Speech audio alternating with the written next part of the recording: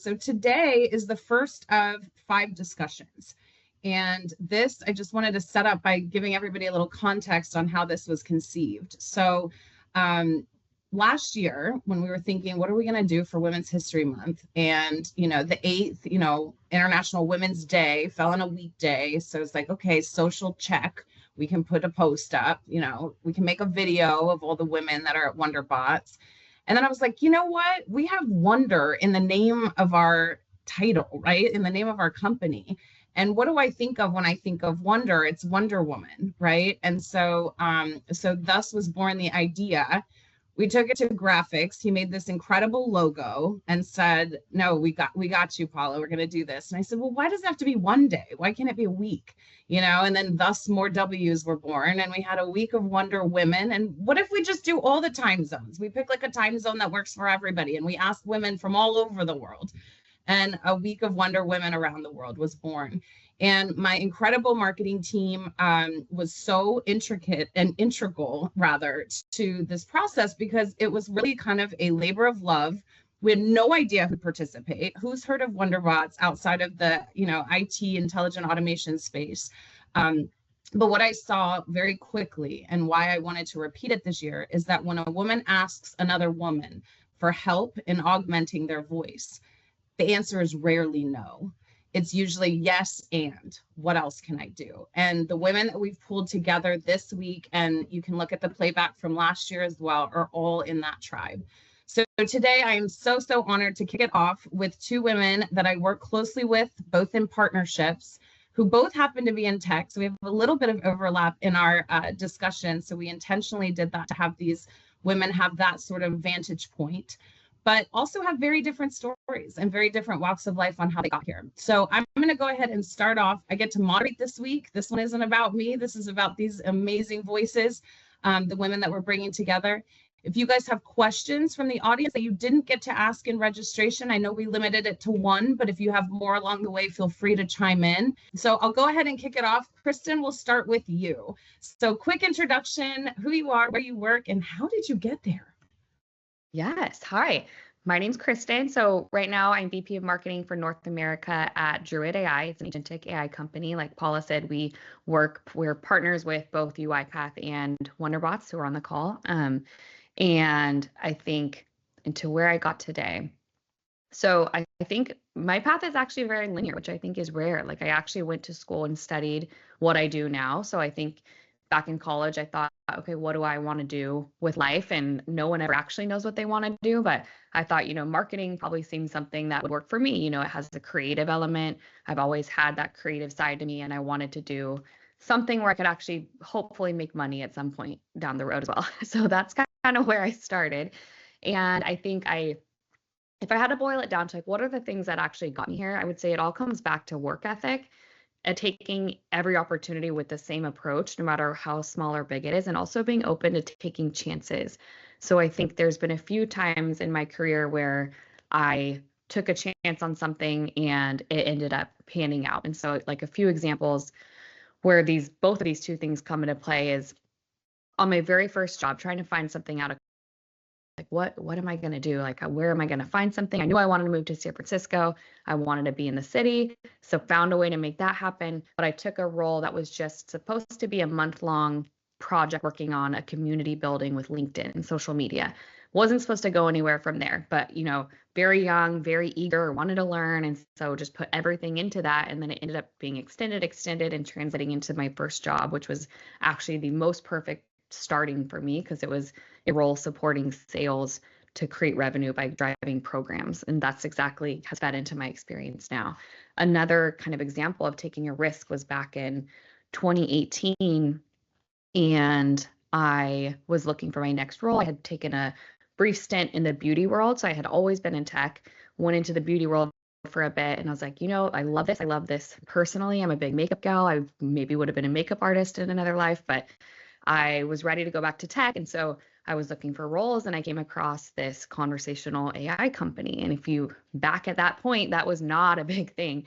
And so it was a startup. It was my first startup experience. experience ever. I was like, I don't know anyone at this company. I don't know if it's going to go anywhere. I don't know if it's going to be successful. I don't know if people know about chatbots.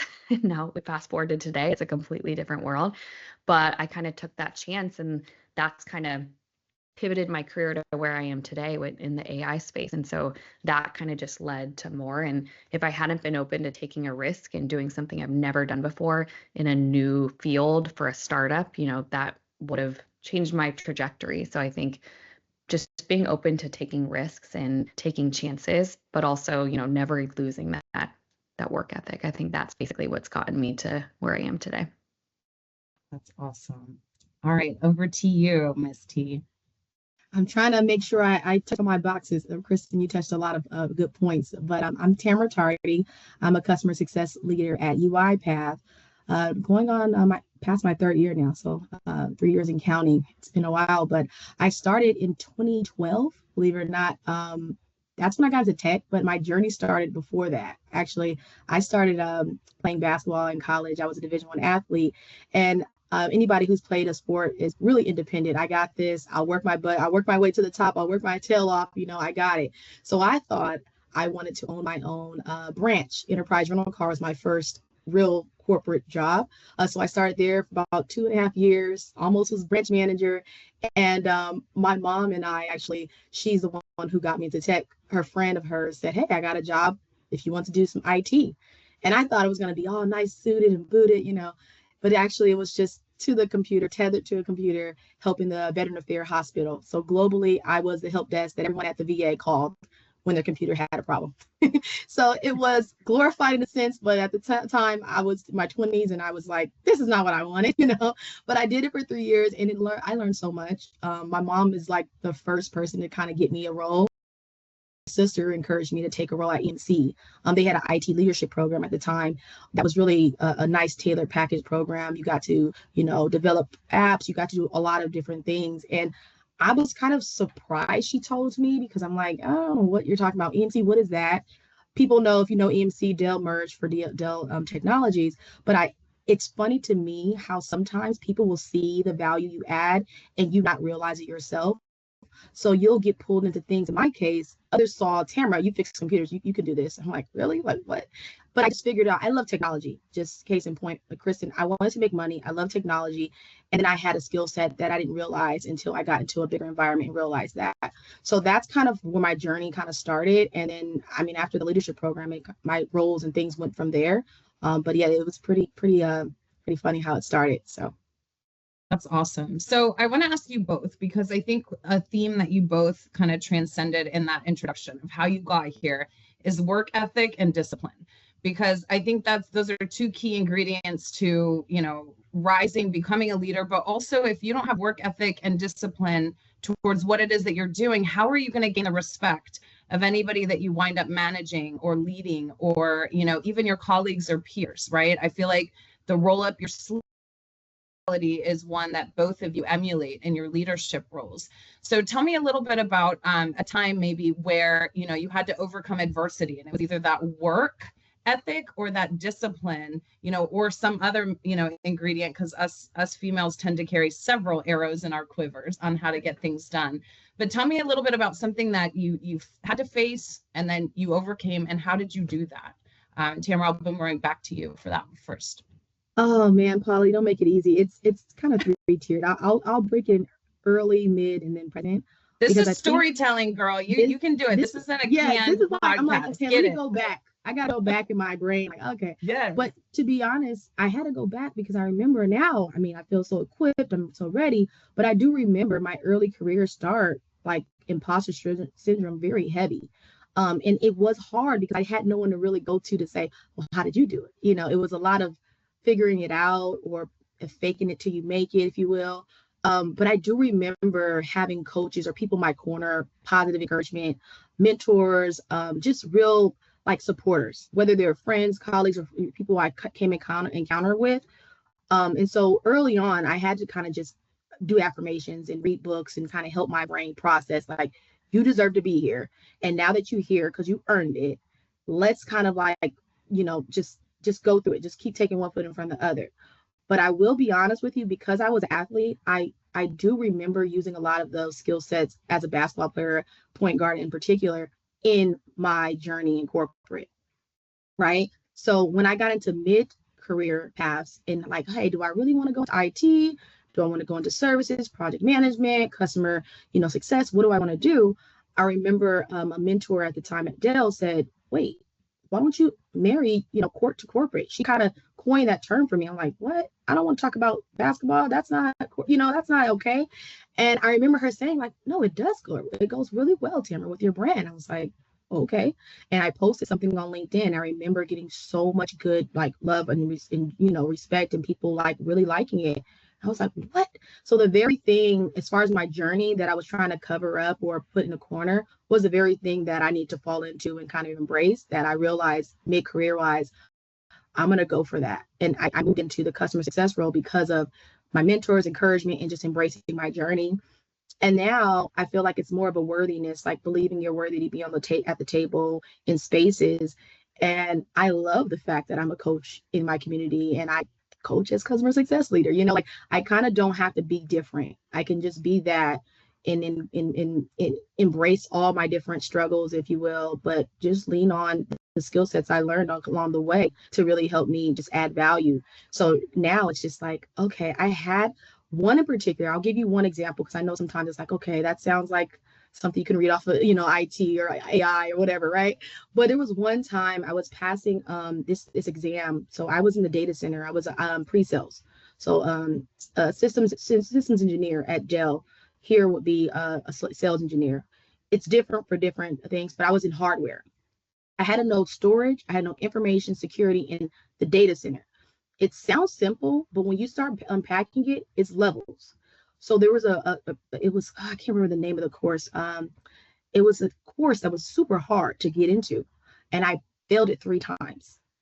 And talk about the crying, talk about coming back from maternity leave, thinking you're not good enough. Talk about the time I used to actually train for it. It was between 10 and 1 in the morning. I had to wait till my kids went to sleep after 2. And I trained my butt off between 10 at night, 1 in the morning sometimes. And I finally passed it the 4th time. And I cried when I passed it because I knew, and no one could take that away.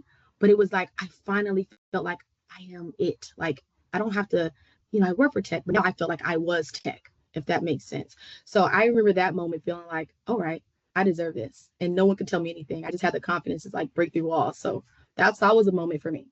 That's so awesome and so layered too, right? And I think some of the skill sets that make leaders great is that they're able to pull from all their experience, like everything from like your tradition of what you do at Thanksgiving or holidays, all the way through to, being thoughtful, sending a note or a handwritten something. Like we have somebody on our team that when we all got sick, over COVID, she would send us a note, send us a care package. I had an extensive surgery at one point and would send that in. And you see the kindness throughout those things. And I think being yourself is ultimately what gets you through whatever it is that comes along, so whatever the adversity. And you just reminded me, I actually just went back to a panic state of my time at BlackBerry, which was hardware cabinets, redundancy, workflows in my process writing days. And I had to take a test called like infrastructure ISX. And every time I look at my LinkedIn and think like, oh, maybe that's not relevant anymore. Like, no, I studied so hard for that test. Nobody cares that I passed an infrastructure hardware, whatever test today, but I do. I care very much because it was hard. It was really hard. All right. What about the makeup anecdote? I had no idea, but it makes sense because you're always so beautiful whenever I see you. So what is your adversarial story? How did you face it? How did you overcome it? What was the work ethic put into getting over that one? I mean, everything you guys just said kind of plays into it a little bit. So I think for me, I mean, this sounds cheesy, but I think it was kind of just finding my own voice. When I was starting out, I was young and you're a young woman. It was in tech. It was a very male dominated field. It was predominantly male leadership. I was supported an all male team. And so when I was, young Kristin out there, like it's intimidating at first. And it was a different world back then. Like there were things that would not fly in today's day and age where you're dealing with or just things that wouldn't happen now necessarily. And so I think just kind of finding your own voice. And naturally, I think as you grow in your career, you do become more confident. You kind of have that because you know based off everything that you know now. But I think going into it, and now when I look back on that, and I have two very young daughters, so I always think about, what would I want for them? And I think, always having that confidence to be yourself. And part of that is the imposter syndrome that you touched on, Tamara. I think no matter what, no matter where you get in your career, you're always going to have that pop up here and there. But I feel like now I'm at a point where I can be like, no, you're here for a reason. You don't need to have those doubts. But I think no matter what, they creep in a little bit.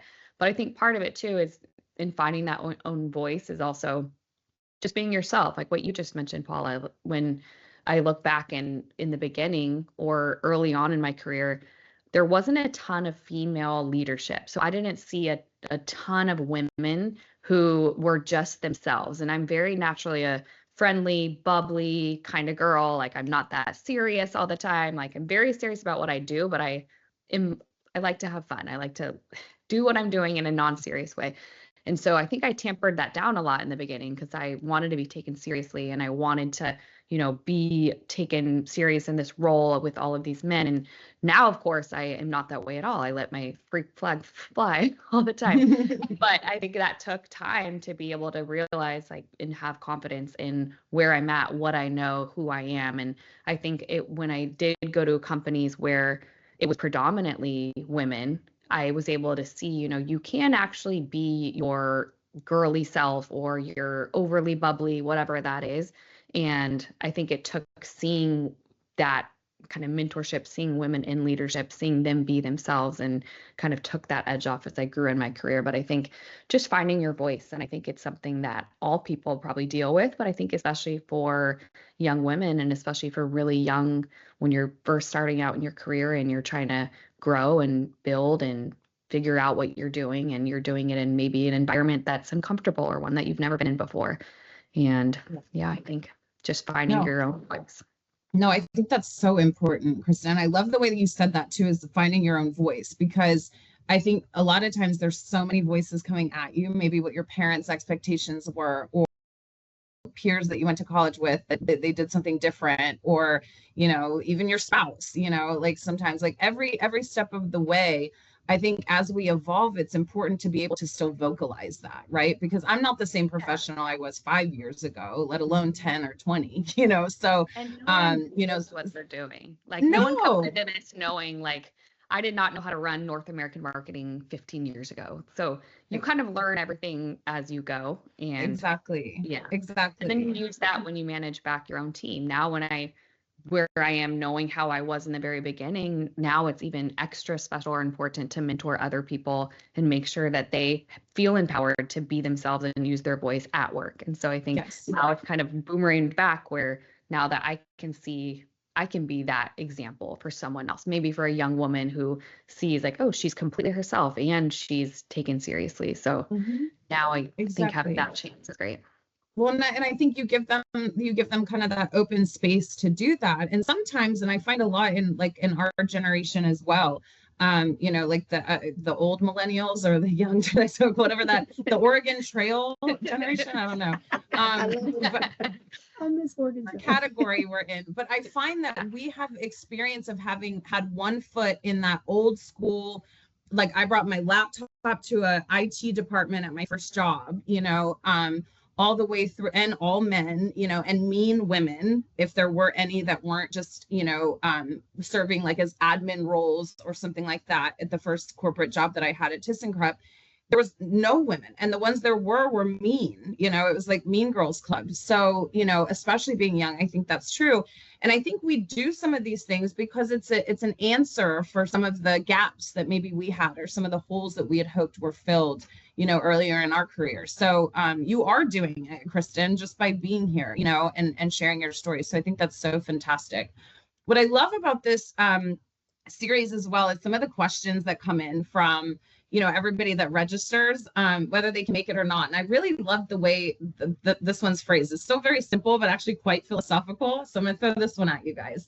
What inspires you to keep going every day? You can take that a million different ways: motherhood, jobhood, whatever the next thing is, planning a vacation. what makes you keep going? And Kristin, I'll start with you on that one. Yeah, well, motherhood is a big one for me. So I have two very young girls. One just turned 4, one's gonna be 2. And so I think about, what do they see every day? And they see mom going to work, and not that that is the most important thing, but they see me doing what I want to do.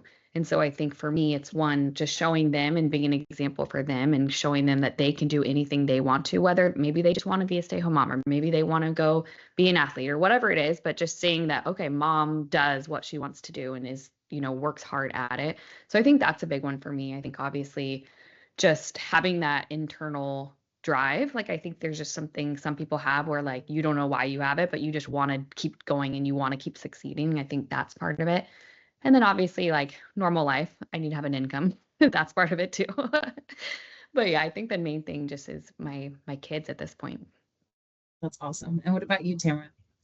I will echo that, Kristin. I have a daughter, she's 5, and a son, 7. And they're so funny, but they look at me as Wonder Woman, like really like, oh mom, you're famous, you're this. I'm like, what? And they just see me as like their super mom. And it really just that lights up my whole world. It's like if my daughter, when she gets older, can know that I did these things, so she knows and believes she can also, that makes everything for me. A lot of the things I do that I'm uncomfortable about, like to Kristin's point, like I'll do it anyway because I want her to go forward and champion her fear and kind of go through those things, because I didn't see myself in roles like this growing up. And I was like, oh my gosh, like I'm trying to find a mentor, someone who actually did those things or came from the backgrounds I had, and there wasn't any. So a lot of things that make me, wake up out of bed and do what I do is for my kids. The other part is my community. Foster Forward is a company or a nonprofit that I am mentoring 2 women, young women, and they're, just young, dealing with life. And one case in point, I actually do a lot for them to show them it's possible. One of my mentees is going back to school and graduating this year. And I'm like, oh my gosh, I'm more excited than she is. She's like, oh my gosh, like, calm down. I'm planning parties for her. But it's like to see the evolution of like you inspiring someone to go through and get to a point where like now they're getting a degree. Now they're looking to go into tech and all the things. It's like, wow, you don't know how much you can be an inspiration in one life. Your one life can, impact many. So I think a lot of that as a coach as well, coaching kids in the city. I'm at the Wheeler School, the prep school here, which is a glorified, nice school. Don't get me wrong, but I didn't start there. I started just, at the park, just, you want to learn how to play? Let's play. So a lot of it is for the kids in the community that I support as well. That's awesome. That's so awesome. And I think too, like, we have to find like inner motivation too, right? Like to just keep going for the sake of being the best that you can be.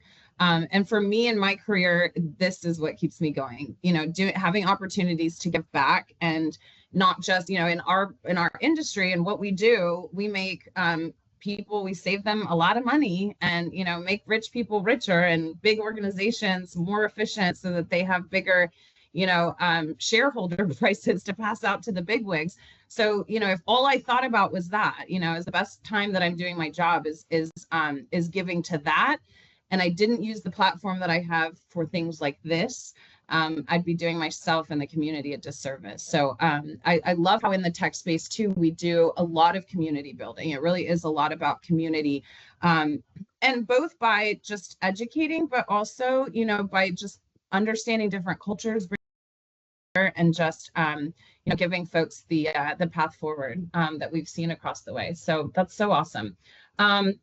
So both of you have, both, motherhood and then the professional, time of life. So the natural next question is, how do you find balance? Where's the balance? How do you find me time?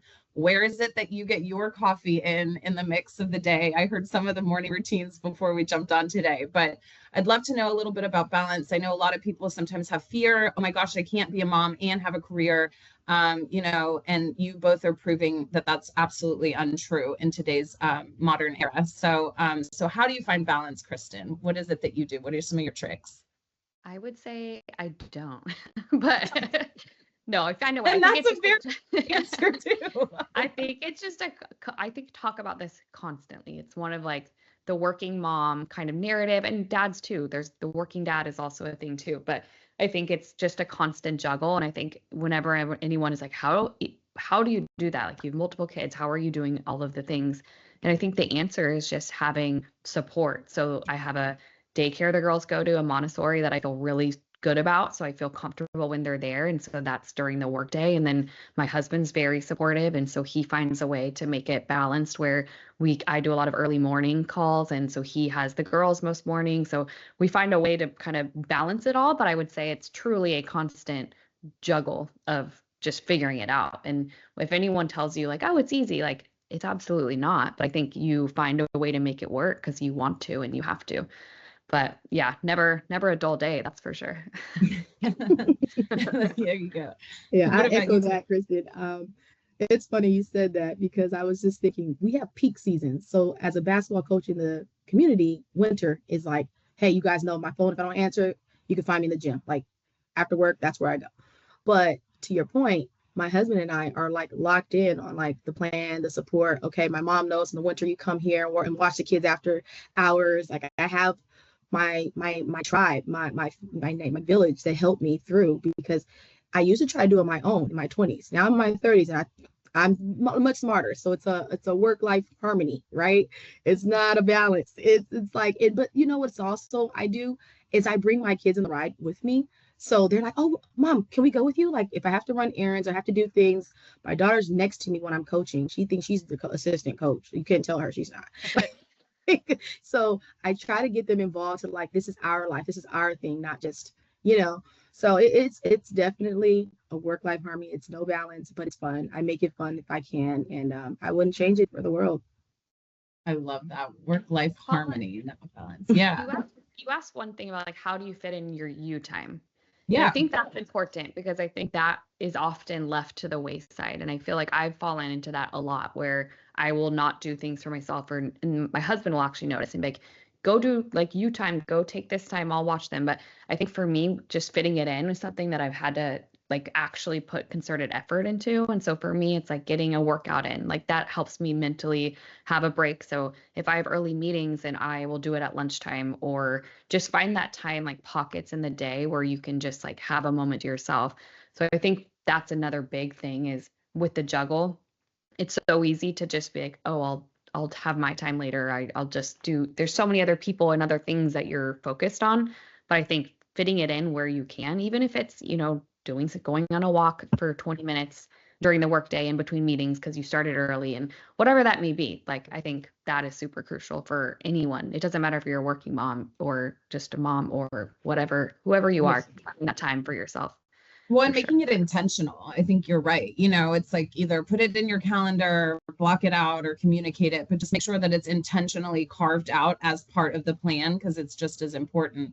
And I think a lot of times in general, women operate on self-propulsion. It's like, I don't know where the energy comes from. I haven't had coffee this morning yet. I haven't, I don't know. It's not like I ate like all that great yesterday to where my body's thriving this morning. I woke up great, but somehow you get the energy and the perseverance and the push through, and it's really important to be intentional about getting that energy rather than just relying on the self-propulsion, because it always gets done. The things that I have to do, no matter, how anxious I am the night before, or whatever the thing is tomorrow, whatever the activities are, oh my God, the holidays, did I get all the gifts for all the kids and all the things and all the whatever, whatever it is that you're facing, there's a natural element, but that comes up of angst, right?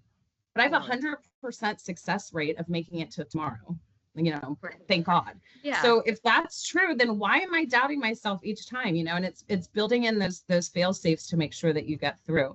What about you, Tamara? What is your alone go-to time? Like, what is it that you do to either decompress or refresh? It's twofold. I'm a continuous learner. Like, I just love to like take in information, but I have on my calendar, to your point, Paula, distraction-free hour from 5 to 6, like right after work. Quiet. I'm in my office, but I'm sometimes no computer, just I need quiet. I need silence. I need to be just in peace and stillness.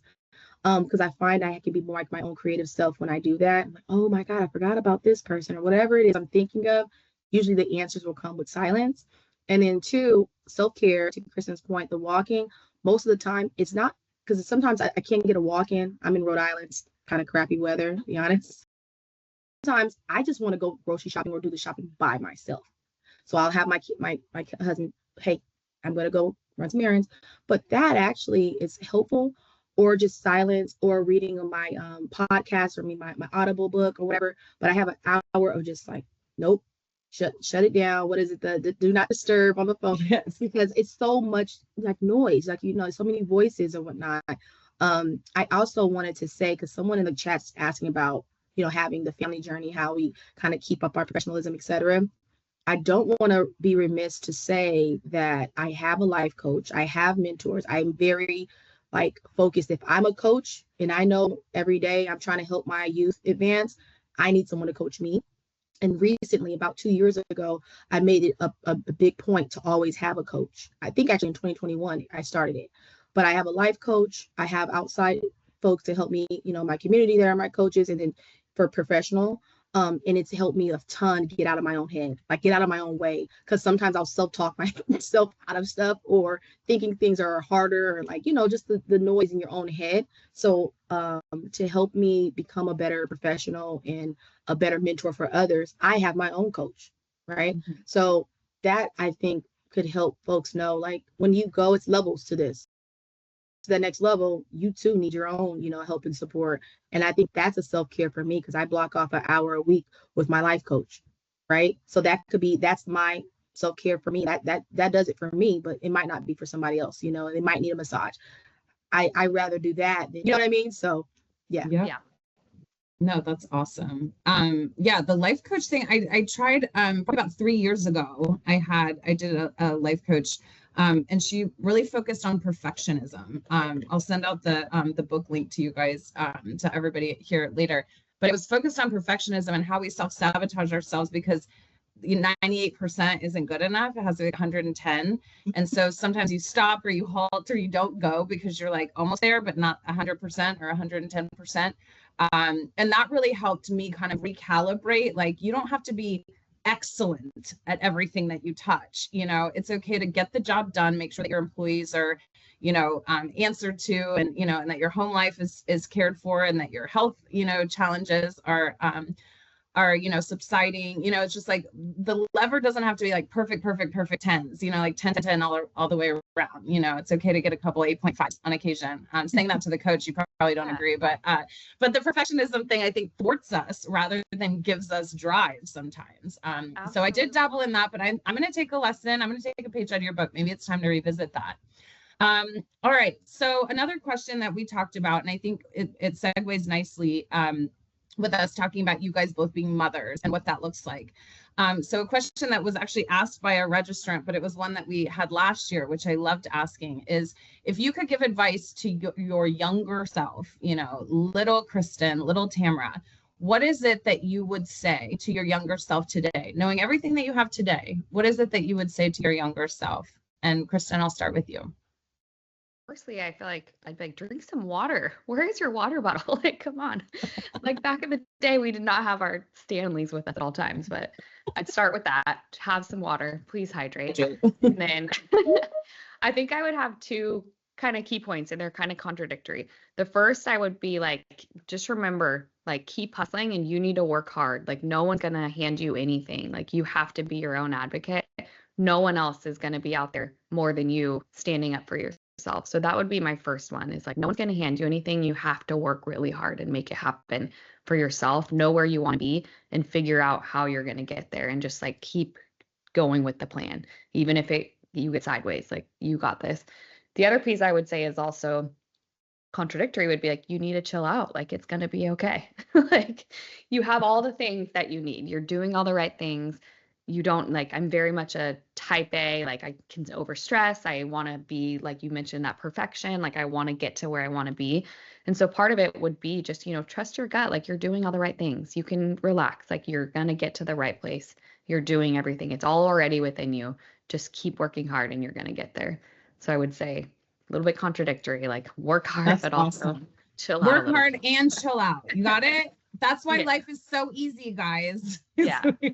Work hard and chill out. But that's so true. Yeah. So true. And then I think one final one would just be find women that you admire and follow and learn from them. And I think that holds true, not even to little Kristin, like to me now, is just seeing women that you are like would be proud of or that you want to learn from, and you see what they're doing. And just even if it's not a one-on-one mentorship, but even just following, learning from them, seeing kind of what their point of view is. If you work with them, asking them in a professional sense, like, hey, what worked with this with you on different projects, like things like that, just leveraging relationships where you can and seeking out those mentors or women that you admire, I think is a good one too. Yeah, no, that's great. And what about you, Tamara? All these are good. I think when I was young, I mean, just okay, getting out of college, I just wanted to make $1 million. Like I wanted to make money, like show me the money, right?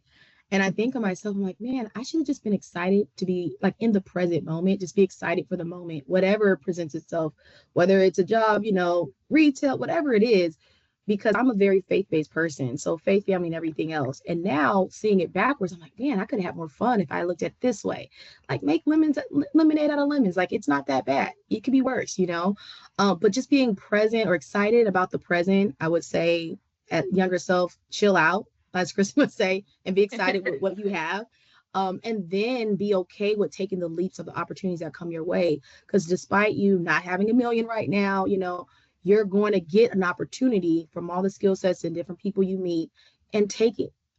Case in point, took a leap. I'm from California, FYI. I'm from California, Southern California, sunny Southern California. And I've been 10 years in Rhode Island. Let's let that sink in. But it was because the encouragement from my sister, she went to Providence College.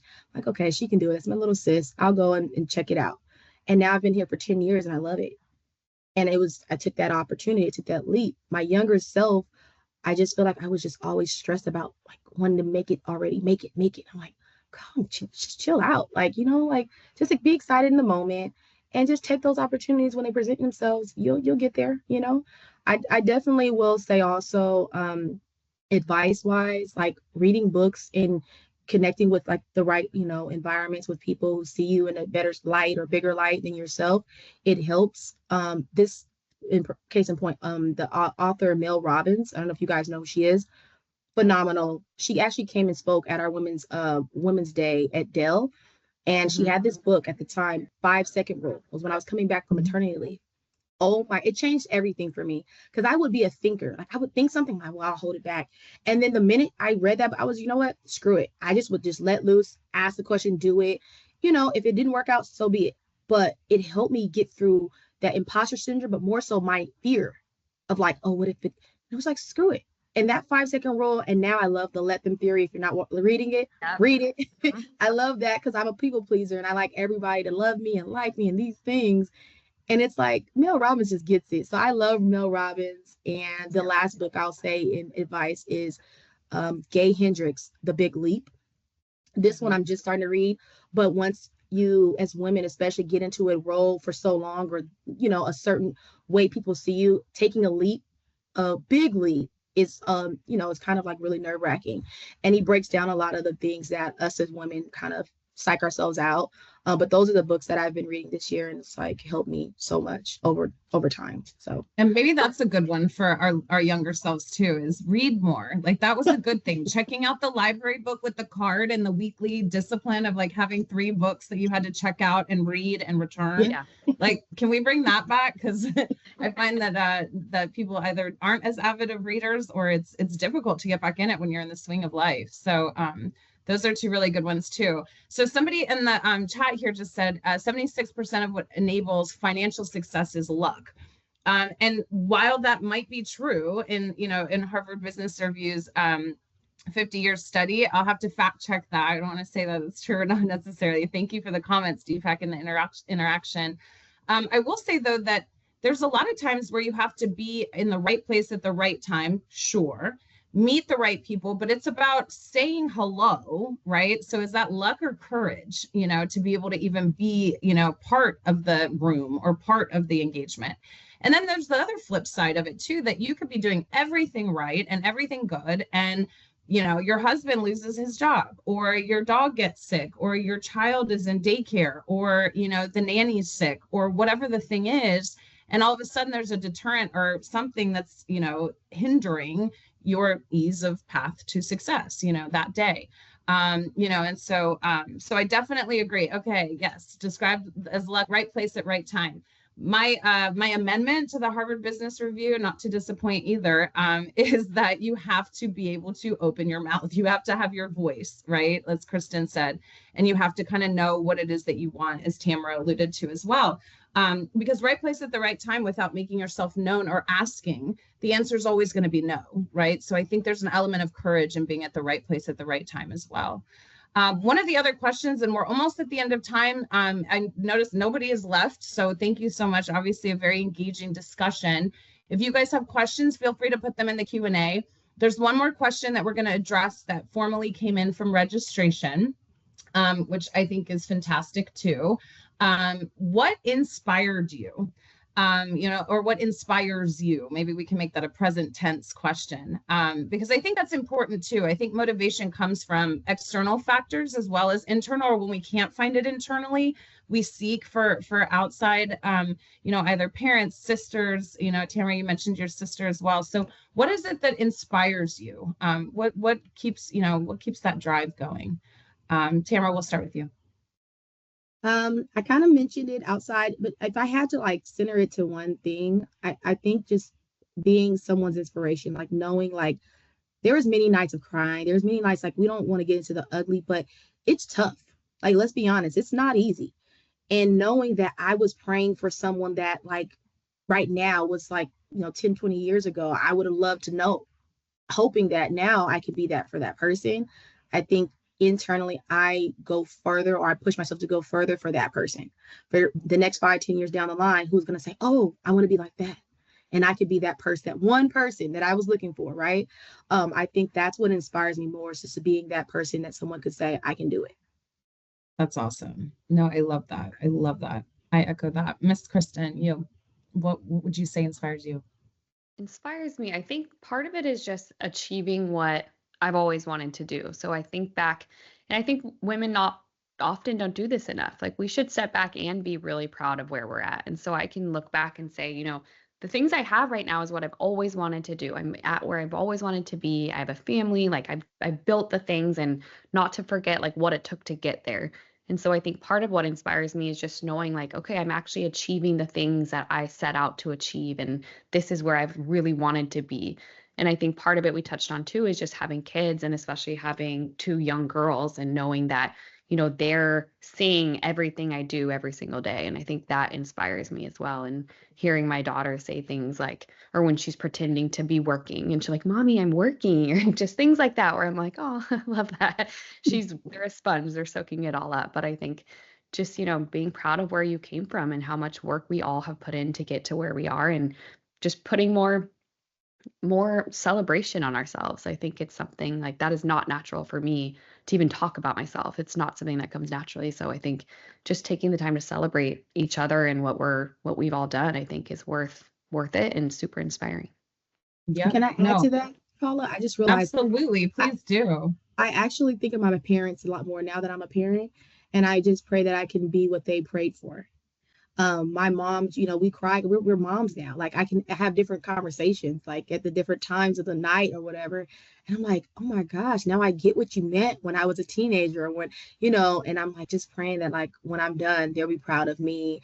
I mean, they already are proud of me, but it still matters. Like, I hope I'm living up to what they, put so much hard work into. Right. Mm-hmm. So yeah, my parents. Absolutely. That's so true. And last year I actually had my sister on this Week of Wonder, and both of our parents got divorced when we were 12. So my father lives in Brazil, my mother lives in the US. We had a very different view of what that looked like, but both of them were there on that day, listening to my sister tell her story, and then me as a moderator. My mom afterwards was like, oh my God, my girls are like so awesome, and I was like, oh, I'm so glad we could do that for you, but it was so sweet. And I think the full circle moment, and absolutely, we do have to celebrate our accomplishments. I'm probably my hardest critic. I'm the hardest on myself, where anybody else can go. And one thing a long time ago that a therapist once told me was, you should only be comparing yourself to yesterday's Paula. In other words, today I have to be better than yesterday's Paula. I don't have to be better than anybody else. I don't have to accomplish more. I don't have to do anything other than being a little bit better than yesterday's Paula. And I loved that because it's a true frame of reference. And it's also the cause for pause and celebration, because it's like, no, I kicked ass yesterday. I went to the gym. I did this, I did that, whatever. Okay, so I'm already starting out, awesome and ahead of the game, right? So it's a really good little mental trickery and push up. And I think you're right too, Tamara. It's important to say there are many nights where we cry. There are days where it's like, I can't go to one more meeting, or I can't listen to that guy say the same thing one more time, or whatever the thing is, right? And you just, suit up and show up, and you got to do it. And there's perseverance, even though it's sometimes tugging inside. So I think it's so important to share that too, so vulnerably. All right, any questions from the audience? So I see one from Mihaela. Yeah. I might have butchered your name. But so she had a question around how do you deal with self-demandingness, and how do you keep the balance of having a family and everything professional? And I think, like we did touch on, it is a juggle, but I think it is super important to point out that you have to give yourself grace a lot of days. Like, there are days where I absolutely cannot get to everything. Like, you guys should see my kitchen table right now. It's just a mound of laundry that is not going to get done. But there's just things like, to fit all the things in every single day is hard to do. And sometimes it happens and I'm like, yes, today was awesome. And then some days I'm like, I didn't get to do this, or I didn't make it to my workout, or I, sat at my desk for 9 hours a day. It's different every day. But I think, to answer your question, how do you deal with that? I think you, one, have to persevere, but at the same time, you have to kind of give yourself grace, because it's not going to be perfect every day. Mm-hmm. No, I think that's so true. Anything you want to add to that, Tamara? I have a evolving to-do list. What's her name? I'm trying to get the Mihaela. So, and as long as I have 5 outstanding, I'm good. If it's over 5, I'm like, I can get that one. So I'm a competitor. So that's how I play the game of like, I did good. I won the game. But if I have over 5, I try to get it done. But I just have a revolving to-do list that I talk to my phone, put this on my to-do list. It sounds funny, but I use technology in all ways. And it's like, 4, I did that. I'm good, because it finish never is, right? I don't know if you guys heard the saying, it's like never gonna be all done. It's impossible. If you have, you're somebody's something, mom, your wife, all these things. So as long as I have 5 or less, I won. I did it. That's awesome. I love that. I am still a checklist manifesto girl. So it's like the pen to papers. There's like some transaction that happens between my brain and my pen that says this must get done. And if it doesn't make the list, it usually doesn't make it to getting executed either. So I'm pretty old school on that still. So one of the other things I think that came up too, let's see, there's a part 2 of the self-demandingness.